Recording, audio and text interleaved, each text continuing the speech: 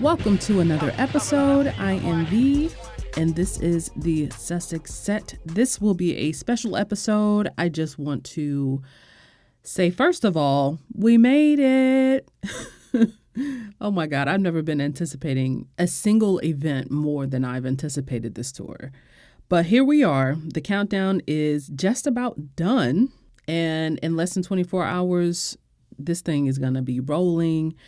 And this episode, I just want to just give an overview of the entire tour. I know there's a huge time difference, and that may help for some people who may not necessarily keep a close watch day in and day out of an entire tour like this. The last major tour they had of this scale was the Oceania Tour, where they toured Australia, New Zealand, Fiji, and Tonga, and that was around this time last year. Actually, it was October.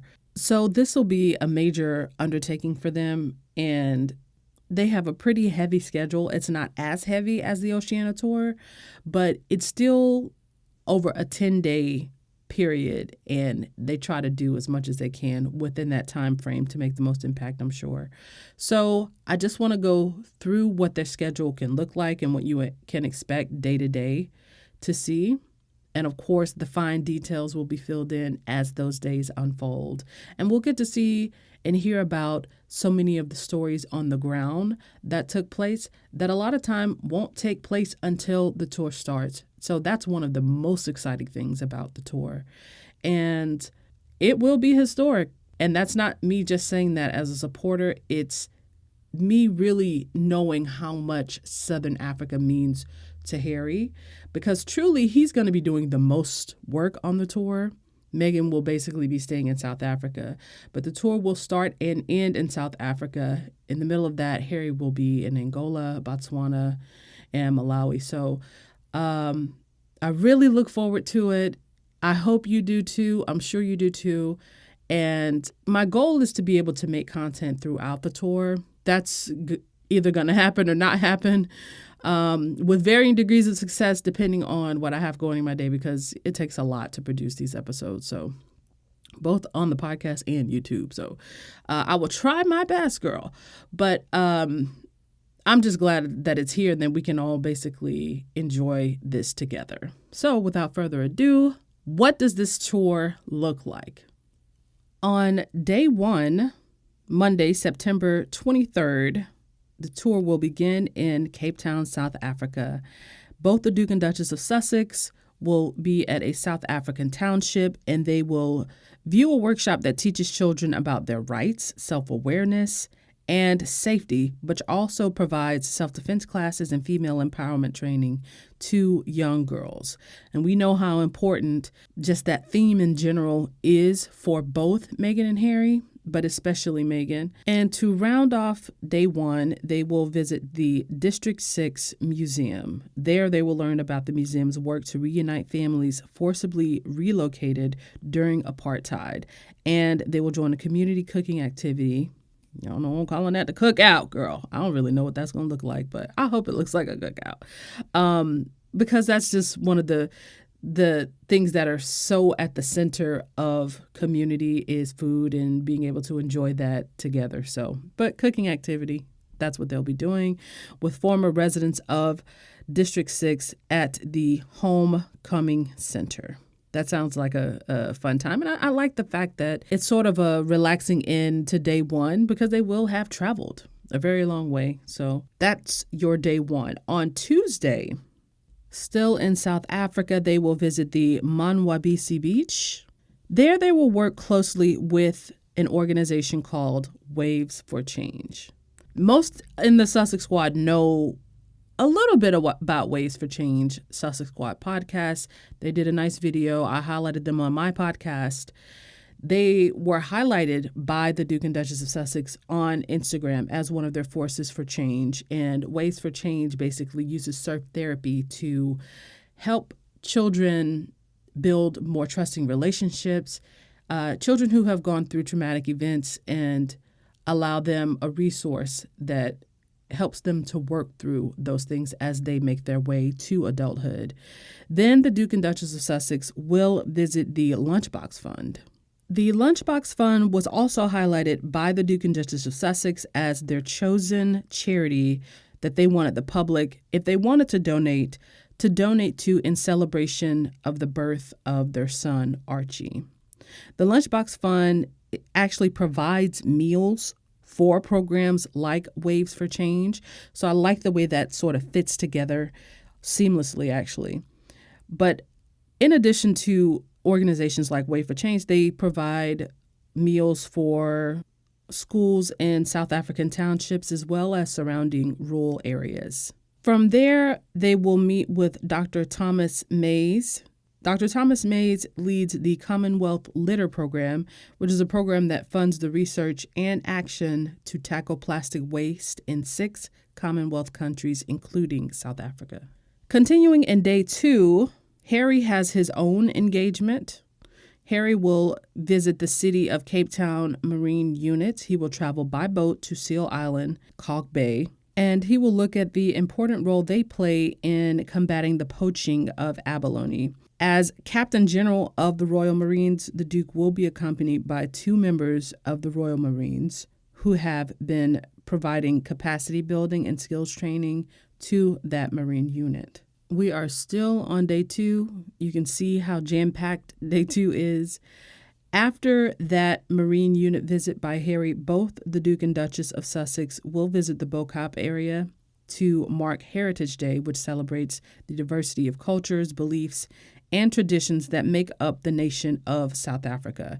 They will then visit the oldest mosque in the country and meet up with representatives of different faith groups to hear about the strength of interfaith dialogue in Cape Town. And to round off day 2, both the Duke and Duchess of Sussex will attend a reception at the British High Commissioner's residence. They will meet inspiring opinion formers and young leaders, underlining the diverse nature of the UK's modern partnership with South Africa. And that will bring day 2 to a close. On day 3, both the Duke and Duchess of Sussex will meet with Archbishop Desmond Tutu at the Legacy Foundation. The Duke last presented him with an honor in recognition of his service to the UK communities and internation peace and reconciliation. From here, their program will officially split, and Duchess Meghan will then have her first solo visit, and the Duke will then travel towards Botswana, again, while Duchess Meghan remains in South Africa. Closing out day 3, the Duchess of Sussex will then visit the Woodstock Exchange, where she will be meeting with female entrepreneurs and investors working with tech. But she'll also highlight the benefits of networking between aspiring female entrepreneurs and successful female role models. So that concludes day 3. Day 4 and 5, that Thursday and Friday, all about Harry. The Duke of Sussex will begin his working visit to Botswana. First to the Chobe Forest Tree Reserve. He will plant trees with school kids and raise awareness of the fragility of those vital ecosystems. Next, he'll pay a visit to a local project run by his own charity, Sentabale. And Sentabale has really been anticipating his return. It's almost like the return of a son, which I absolutely love. Sentabale was founded by both him and Prince Seeiso, and the charity focuses on improving the mental health of young people affected with HIV. Also at the Chobe National Park, Harry will dedicate an area of forest to the Queen's Commonwealth Canopy, which will help link the areas of the Queen's Commonwealth Canopy across borders to facilitate the passage of wildlife and widening the range of their habitats. So once he's done that, Harry will leave Botswana for Angola. And this is still on day 4. Once he gets to Angola, he will spend the evening at the Halo Trust, the mining camp. Remember, that's the organization first highlighted by Princess Diana in 1997. And that is the official end of day 4 for Harry. The Duchess of Sussex back in South Africa does have an engagement, so I misspoke earlier. Sorry about that. She will be attending a Women in Public Service private breakfast at the High Commission in Cape Town. Women have played an important role in South Africa's socioeconomic and political development. Invited guests have played a key role in the development of South Africa's institutions such as parliament, government, education, and healthcare. And those women continue to advocate for women's rights and education as well as gender equality. So I think that's going to be quite the event. Again, it will be private, so we really won't be privy to very much that is said. But the conversations had in that room, I think I would love to just be a fly on the wall, just because that's always a room of power, if you will. But influential women discussing how to continue to bring women in the fold of a country in those specific areas. Those are areas of power, government, So I hope that that's a really great event for Meghan, as I'm sure it will be. And that concludes day 4.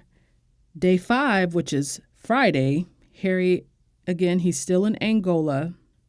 He will get up early to visit a demining field outside Dorico, and the Duke will remotely detonate a mine and meet members of that community. The Duke will also give remarks about the importance of continuing demining, which again, they want to be landmine free. We should all want that, right? But the official initiative is to be landmine free by the year 2025, and that's of all areas affected by landmines. Harry will then unveil a 3-country Queen's Commonwealth canopy project that was designed by him, and representatives from Botswana and Namibia will join the Angolan minister to celebrate the collaboration and additional protection for national parks near the Okavango Delta. The objective here is to create safe and green corridors for wildlife and communities. So that will be interesting. From there, Harry will begin his first official visit to Angola, and that's in an official capacity. Remember, everything for him up to this point has been in a working capacity.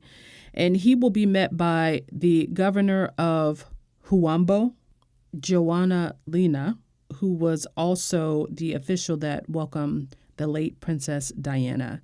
And from there, Harry will visit the location where his mother was photographed. It was an area that was once dangerous with landmines, and it's now a busy street with schools, shops, houses, and that demonstrates the benefits of demining. From there, Harry will be escorted by a Halo Trust team member, and this man, Mr. Fernandez, he was a part of the demining team that worked in the area during Princess Diana's visit in 1997. Well, Harry will meet with all 3 demining organizations from there, working in Angola under the UK Aid Global Mine Action Program. So this day, it seems like it will almost be a full circle. Now, Harry has visited Angola before. He's visited the same area that Diana's visited, but this feels much more like a full circle type of visit where he's going in deeper than he has previously. From there, Harry will go to the Huambo Orthopedic Center, and that was also visited by Princess Diana in 1997. The center's new name will honor Princess Diana, and that will be unveiled by Harry, after which he will tour the facilities of the Orthopedic Center and make a short speech before departing to Luanda. To close out that Friday evening, Harry will attend a reception at the British ambassador's residence where he will meet business representatives and learn about Angola's economic transformations and business landscape. On the morning of September 28th, which is day 6, the Duke of Sussex will have an audience with the president of Angola at the presidential palace, and then he will visit a maternity hospital in Lucretia Payne to see the First Lady's project, Born Free to Shine, which focuses on preventing AIDS and HIV transmissions from mothers to babies. And to round out the official engagements of Day 6, the Duke having already traveled to Malawi from Angola, he will have his first official visit to Malawi, having made many private visits there, working very closely with the people on the ground. And so his first official visit in Malawi will round out Day 6. On Day 7, that Sunday, Harry will visit Lilongwe, and he will visit the Nalikule College of Education. He will then have an audience with the president, Peter Mutharika, who has met Harry on previous occasions, and then he will round out Day 7 with a reception, which is hosted by the British High Commissioner. On Day 8, 1 week after the official start of the tour, the Duke will visit the Liwonde National Park and pay tribute at the memorial site to Matthew Talbot of the Coldstream Guards. Matthew died in May of 2019 on a joint anti-poaching patrol with local rangers. Talbot shared the Duke's passion for the role of the British military, working in partnership with local rangers to protect endangered species. Rounding out Day 8, Harry will dedicate the Liwonde National Park and the adjoining Mengochi Forest to the Queen's Commonwealth canopy. Day 9, Harry will visit the Mawa Health Center, and through this project, the UK and the US have supported the introduction of solar-powered storage units to provide life-saving medicines where they are most needed. Harry will close out this engagement by touring the center, and then he will depart Malawi for South Africa. Meanwhile, Meghan will be at a roundtable discussion with the ACU in Johannesburg. They'll discuss the challenges faced by young women in assessing higher education. She'll then visit a local school and learn about the work of a local charity which receives UK aid funding for its work to raise awareness of and tackle sexual violence in schools. Closing out Day 9, the Duke and Duchess of Sussex will resume their programming after Harry has arrived back in South Africa.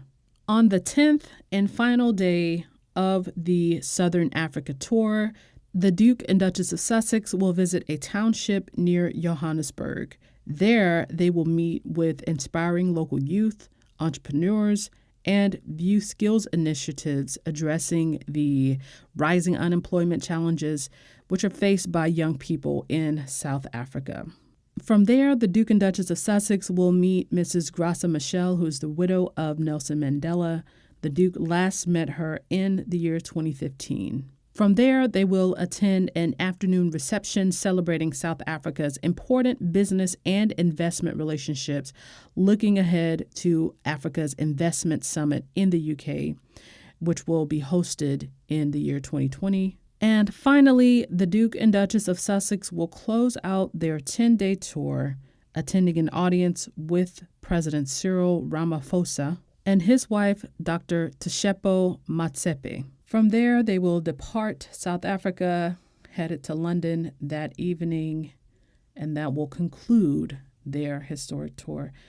10 days. Harry's going to be putting in some major work, but I look forward to seeing how it all unfolds. I look forward to learning more just as an observer, as a supporter, about the work that's going on in the world in Southern Africa, and seeing how the Duke and Duchess of Sussex fits in. Because again, leading up to this tour, they've highlighted so many of the causes and charities that they will then get to see firsthand on their visit. And I look forward to sharing the tour with you guys. I think it's going to be just great to witness and take part in, even if it's in a small way. So look out for more content. I hope that you try to get some sleep, because the time difference is probably going to kill me, but I'm going to do my best to make sure I take it all in. So with that, let the tour begin. I'm a bad bitch. You can't kill me.